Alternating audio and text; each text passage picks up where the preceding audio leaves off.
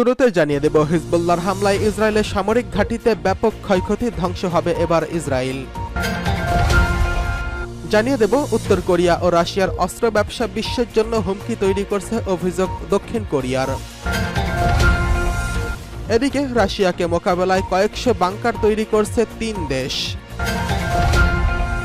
সর্বশেষ জানিয়ে দেব, পশ্চিম তীরে ইহুদি বসতি সম্প্রসারণ, এর নিন্দা জানাচ্ছে খোদ ইসরায়েলি জেনারেল।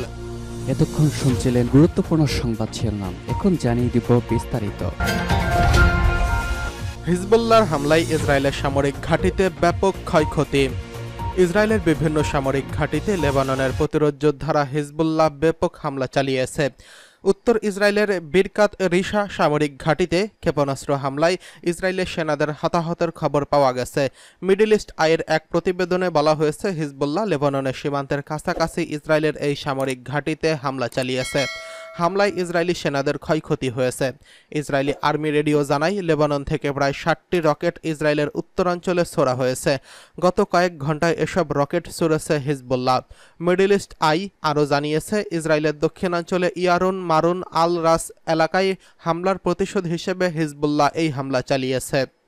আল জাজিরার তথ্য মতে, হিজবুল্লাহ বিরাকাত রিশা ছাড়াও আল বাগদাদি, নিমর এবং মাউন্ট মেরুন সামরিক ঘাঁটিতে হামলার দাবি করেছে।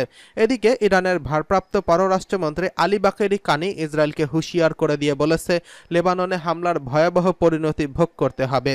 ইসরায়েল যদি লেবাননে আগ্রাসন শুরু করে তবে যুদ্ধক্ষেত্র তাদের জন্য জাহান্নামে পরিণত হবে এবং তারা সেখান থেকে বের হতে পারবে না। এই বক্তব্য তিনি ইরানের মন্ত্রিসভার সাপ্তাহিক বৈঠকের বিরতির সময় এক সংবাদ সম্মেলনে দেন। ইসরায়েলের সরকার সম্প্রতি হিজবুল্লাহর বিরুদ্ধে সর্বাত্মক যুদ্ধের হুমকি দিয়েছে, যার ফলে দুই পক্ষের মধ্যে উত্তেজনা বৃদ্ধি পেয়েছে। পরিস্থিতি এতটাই উত্তপ্ত হয়েছে যে বিভিন্ন দেশ তাদের নাগরিকদের লেবানন ছাড়ার নির্দেশ দিয়েছেন। এই হামলার প্রেক্ষিতে দুই দেশের মধ্যে চলমান উত্তেজনা নতুন মাত্রা পেয়েছে এবং ভবিষ্যতের পরিস্থিতি আরও খারাপ হতে পারে বলে আশঙ্কা করা হচ্ছে।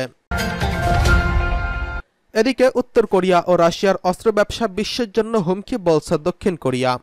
রাশিয়ার সঙ্গে উত্তর কোরিয়ার অস্ত্র ব্যবসা বিশ্ব শান্তির জন্য হুমকি বলে মন্তব্য করেছেন দক্ষিণ কোরিয়া। মার্কিন ও দক্ষিণ কোরিয়া বাহিনীর সম্মিলিত প্রতিরক্ষা অবস্থানের গুরুত্ব নিয়ে আলোচনার সময় এই কথা বলেন প্রেসিডেন্ট ইউন সুক ইয়ল। এক বিবৃতিতে প্রেসিডেন্টের কার্যালয় এই তথ্য জানিয়েছেন। ব্রিটিশ বার্তা সংস্থা রয়টার্স এই খবর জানিয়েছেন। একটি ন্যাটো শীর্ষ সম্মেলনে যোগ দিতে ওয়াশিংটন যাওয়ার পথে হাওয়াইতে থামেন দক্ষিণ কোরিয়ার president Yoon Suk Yeol. NATO 4টি এশিয়া প্যাসিফিক অংশীদারদের একটির প্রতিনিধিত্ব করেছেন তিনি। মার্কিন ইন্দো প্যাসিফিক কমান্ডের কমান্ডার অ্যাডমিরাল স্যামুয়েলসন পাপারের সঙ্গেও আলোচনা করেন ইয়ন। এ সময় মার্কিন সামরিক নেতা ও সেনাদের উদ্দেশ্য করে তিনি বলেছিলেন, শুধু কোরীয় উপদ্বীপেই নয়, রাশিয়ার সঙ্গে অবৈধ অস্ত্র বাণিজ্যে জড়িত হয়ে বিশ্বব্যাপী শান্তিকে হুমকির মুখে ফেলছে উত্তর কোরিয়া। ইয়ন বলেছেন, গত মাসে রাশিয়ার সঙ্গে একটি পারস্পরিক প্রতিরক্ষা চুক্তিতে উত্তর কোরিয়া অন্তর্ভুক্ত হয় দেশটির সামরিক সক্ষমতা নিয়ে উদ্বেগ আরও গভীর হচ্ছে। তিনি বলেন, এই বেপরোয়া সিদ্ধান্তের হুমকি থেকে আমাদের স্বাধীনতা, গণতন্ত্র এবং অর্থনৈতিক সমৃদ্ধি রক্ষার জন্য একই মূল্যবোধ সহ সামরিক সম্পর্ক রয়েছে এমন দেশগুলোর মধ্যে সংহতি অপরিহার্য। উত্তর কোরিয়ার সঙ্গে সামরিক সম্পর্ক গভীর হওয়ার বিষয়ে রাশিয়াকে সতর্ক করেছেন ইয়ন।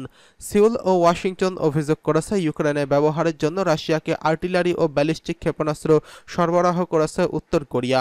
তবে দেশগুলোর এমন অভিযোগ মস্কো ও পিয়ংইয়ং উভয়ই অস্বীকার করে আসছে। এদিকে রাশিয়াকে মোকাবেলায় কয়েকশো বাংকার বানাচ্ছে 3 দেশ। ইউক্রেনের রুশ হামলার পর থেকেই নিরাপত্তার প্রশ্নে ইউরোপের দেশগুলোর মধ্যে ভয় ঢুকে গেছে। তাই রাশিয়ার আগ্রাসন থামাতে এবার ভিন্নভাবে একজোট হওয়ার চেষ্টা করছে ইউরোপীয় ইউনিয়নের দেশগুলো। এবার 3টি বাল্টিক দেশ এক সিদ্ধান্ত নিয়েছে। এই 3টি দেশ রাশিয়ার হুমকি মোকাবেলায় কয়েকশো বাংকার বানানোর পরিকল্পনা করছে। কয়েক মাস আগেই একটি বাল্টিক ডিফেন্স জোন বানানোর ব্যাপারে সম্মত হয় ওই 3 দেশ। ইউরোপকে গিলে খাচ্ছে যুদ্ধ। রাশিয়া ইউক্রেন এই বিবাদ টেনে নিয়েছে পুরো বিশ্বকে। সাপ্লাই চেইন মারাত্মকভাবে ব্যাহত হচ্ছে। পাশাপাশি বড় ধরনের হামলা পাল্টা হামলার মতো আতঙ্কে ভুগছে ইউরোপের ছোট ছোট দেশগুলো। এসব দেশ সামরিক শক্তিতে অতটা বলীয়ান না হওয়ায় যোগ হয়েছে নতুন মাত্রা, আর তাই নিজেদের সুরক্ষায় অভিনব পথ খুঁজে নিচ্ছে ইউরোপের বিভিন্ন দেশ। কয়েক মাস আগেই এক প্রতিবেদন প্রকাশ করেন মার্কিন সংবাদ মাধ্যম পলিটিকো। জানুয়ারিতে প্রকাশিত এক প্রতিবেদনে বলা হয়, লটভিয়া, লিথুয়ানিয়া ও এস্তোনিয়া একটি কমন বাল্টিক ডিফেন্স জোন গঠনের ব্যাপারে একমত হয়েছেন। রাশিয়া ও বেলারুশ সীমান্তে এই ডিফেন্স জোন গঠন করা হবে। এই অঞ্চলের নিরাপত্তা উদ্বেগের বৃদ্ধির প্রেক্ষিতে এমন সিদ্ধান্ত নেয় এই তিনটি দেশ। নিজেদের পূর্বাঞ্চলীয় ফ্রন্টিয়ারের অ্যান্টি মোবিলিটি ডিফেন্স ইনস্টলেশনের ব্যাপারে একমত হয়েছেন এই তিন দেশের প্রতিরক্ষা মন্ত্রী। রুশ সরকারের অর্থায়নে পরিচালিত টেলিভিশন নেটওয়ার্ক আরটি জানিয়েছে, রাশিয়ার সীমান্তের সঙ্গে 294 কিলোমিটার জুড়ে এই সুরক্ষা লাইন তৈরি করতে প্রোটোটাইপ বাংকারের পরীক্ষা চালানো শুরু করেছে এস্তোনিয়া। এই প্রকল্পের আওতায় 600 বাংকার বানানো হবে। এতে খরচ হবে $65 মিলিয়ন। বাংকারের চূড়ান্ত নকশা এখনও ঠিক করতে পারেনি এস্তোনিয়ার সরকার। বর্তমানে 3টি ভিন্ন ভিন্ন মডেল নিয়ে বিবেচনা করছে দেশটি।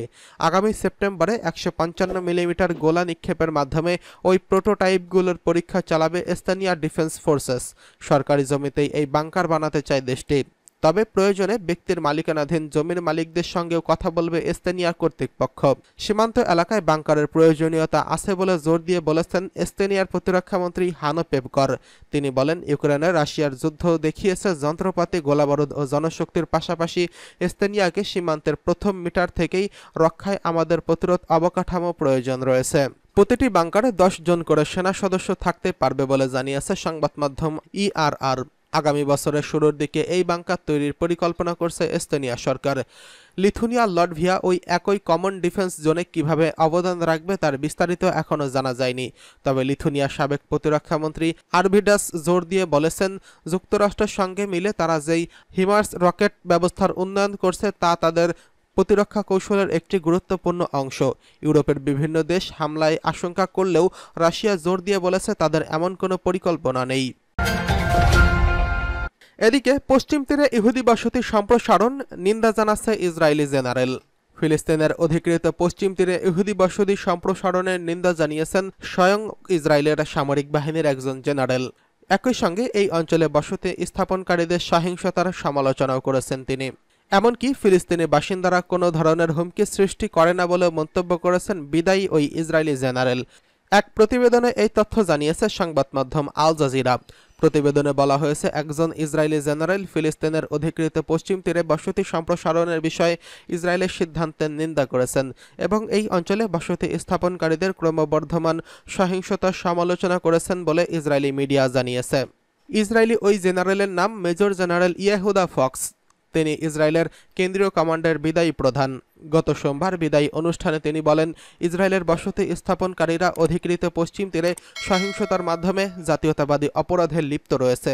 তিনি আরও বলেন, ইসরায়েলি বসতি স্থাপনকারীদের এই কর্মকাণ্ড পশ্চিম তীরে ফিলিস্তিনি বাসিন্দাদের মধ্যে বিশৃঙ্খলা এবং ভয়ের বীজ বপন করেছে, যারা ইসরায়েলিদের জন্য কোনো ধরনের হুমকি সৃষ্টি করেনি। জেনারেল ইয়েহুদা ফক্স বলেন, আমার চোখ ইহুদি ধর্মে নয়, অন্তত যার সাথে আমি আমার বাবা এবং মায়ের বাড়িতে বড় হয়েছি তার নয়। এটা তাওরাতের পথ নয়, এটির মাধ্যমে শত্রুর পথ অবলম্বন করা হচ্ছে। গত বছরের অক্টোবরে গাজায় ইসরায়েলের আগ্রাসন শুরু হওয়ার পর থেকে ইসরায়েলি বাহিনী এবং বসতি স্থাপনকারীরা ফিলিস্তিনের অধিকৃত পশ্চিম তীরে ফিলিস্তিনি শহর ও গ্রামগুলোতে অভিযান ব্যাপকভাবে বাড়িয়েছে। ফিলিস্তিনি কর্মকর্তাদের মতে, গত অক্টোবর থেকে ইসরায়েলি বাহিনী এবং ভূখণ্ডে বসতি স্থাপনকারীদের হাতে কমপক্ষে 553 ফিলিস্তিনি নিহত হয়েছেন এবং আরও 9510 জনকে আটক করা হয়েছে।